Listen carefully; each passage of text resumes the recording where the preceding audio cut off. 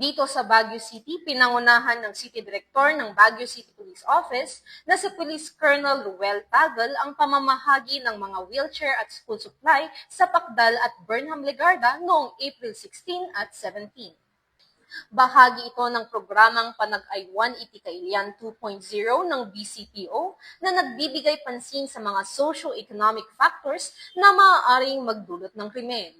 Ang mga naturang pamilya ay kabilang sa mga beneficiaries na hindi nakadalo sa isinagawang turnover of donated items sa Pedro Dumol Hall, Beneco noong Sabado, April 11 dahil sa limitasyon sa kalusugan at paggalaw. Sa naturang aktibidad, 12 may kapansanan at isang dating persons deprived of liberty ang nabigyan ng tulong. Sa kabuuan, 14 na wheelchair ang naipamahagi sa mga kailian. Kabilang ang 50 sets ng school supplies, 10 grocery packs, hygiene kits, bigas at mga gamot. Nabigyan din ng pangkabuhayan package at tulong pinansyal ang nasabing dating PDL. Sa totoo lang po, wala nang ibang masasabi, salamat. Actually, ito po, binigay sa amin ng tulong po, especially kung wheelchair, ay malaking tulong po sa aking anak na siya na, lubos na ako nangangailangan.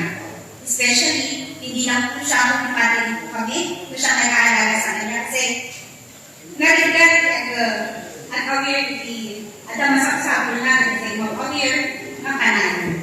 Isinasagawa ang programang PIK 2.0 sa pakikipagtulungan ng iba't ibang stakeholders, kabilang ang CNT Builders, JMLA Meat Trading, JVP Construction, Mapitagan South Elite Eagles Club, Evolve Industrial Supplies, Incorporate Office Solutions, Jimny Girls Group, The Lucky Ones, Career Builders Incorporated, Archer Manpower Services Incorporated, at iba pa.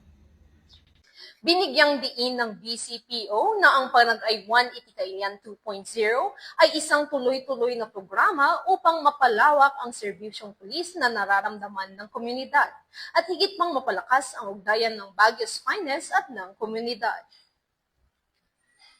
Mula dito sa Baguio City Police Office, ako ang inyong PNN correspondent, Patrolwoman Jade Agustin, alagad ng batas, taga-taguyod ng Balitang Pulis.